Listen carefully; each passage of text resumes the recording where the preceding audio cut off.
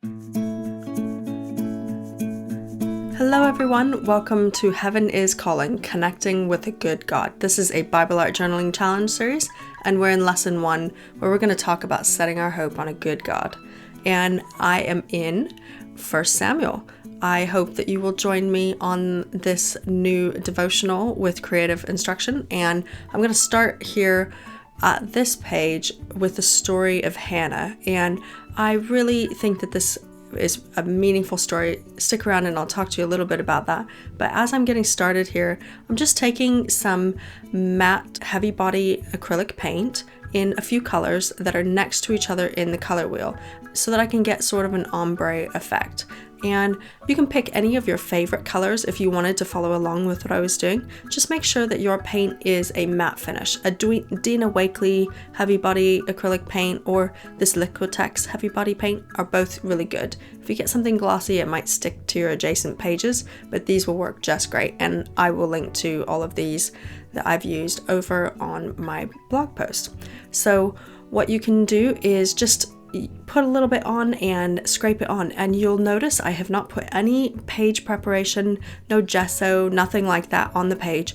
This is so thin and it goes on so quickly, and acrylic paint is like a plastic. It dries as a plastic, so it kind of stays on the surface, and so I scrape it on and it just kind of glides onto the top and dries quickly, and that allows it to act almost like a page preparation in its own right. So I will be able to stamp on the top of this and it won't bleed through, and it really depends on how thick you make it.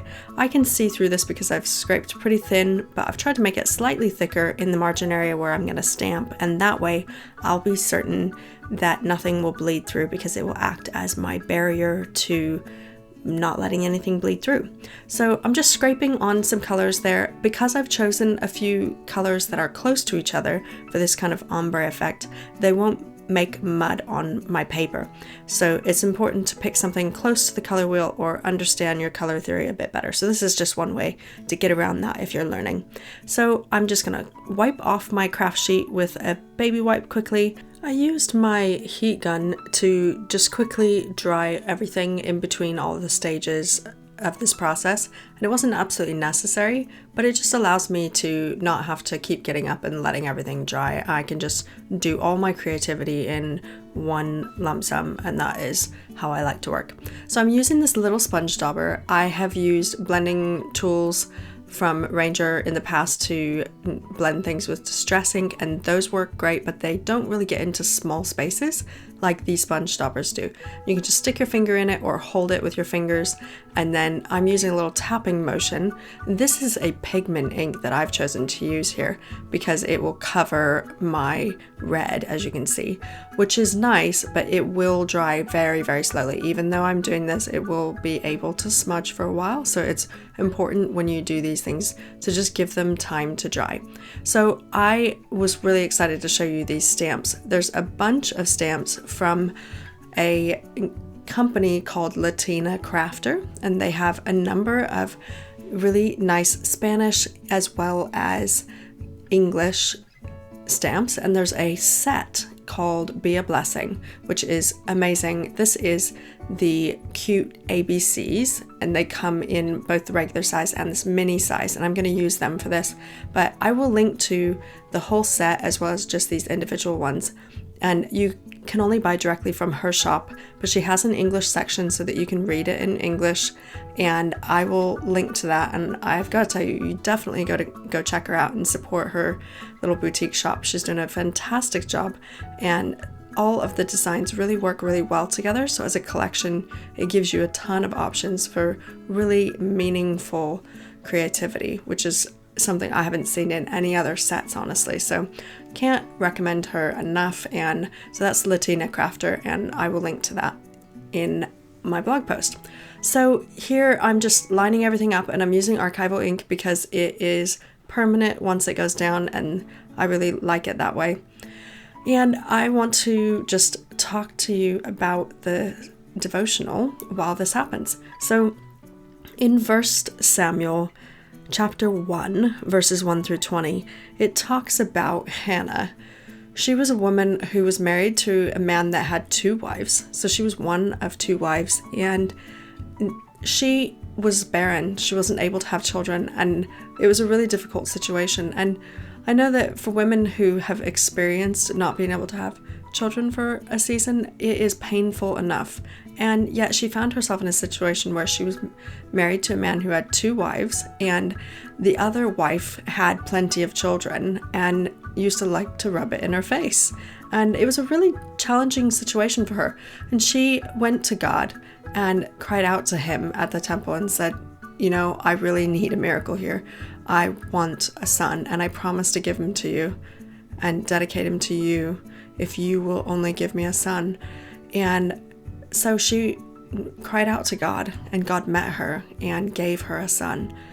And this story is absolutely beautiful. It really showcases what it's like to reach out to a good God. And one of the reasons I've called this devotional series Heaven is Calling is because really it's like a phone call from heaven. God is looking for a reason to connect with us and to do great things in our midst and be a good father. And I think this is an example of that. Hannah really cried out to him on something that meant something to her personally, and God was more than happy to say, of course, why not? Let's do this. He's always looking for ways to bless us and to enrich our lives, and ultimately to help us to step into our destiny. And in her crying out for her son, Samuel was born, and Samuel became someone who really impacted the world in an interesting way. And we've got 1st and 2nd Samuel books of the Bible written surrounding his life and some of the things that happened in that season of history. And I love what God has done there. It's absolutely incredible. Really, I just want to start out this devotional series, which is actually going to be released monthly. This is the first one in January, and normally moving forward, now that I am nearly recovered from quite the cold, I will actually be releasing these at the beginning of each month on the first Thursday of the month, and that will be throughout the year, and you can then come back to these at any point you want. And I would encourage you to do this particular devotional with me, this challenge, in order with me, and to just go on a journey of discovering these things together. And let's set our hope on a good God. Let's go to him with the things that matter deeply to us, and let's begin to petition God for the things that are deep in our hearts, and let us experience and encounter the goodness of God in our lives in this season. So as we step into this new devotional, come and join me. Take time to participate, and you can create doing anything you want. You do not need to use the supplies or even to do it in a Bible. You can grab an art journal for anything you want. Just join me in whatever way is going to work for you to create something based around this section of scripture that really means something to your personal journey. And let's connect in with God. Let's answer heaven's call, and let's set our hopes on a good God.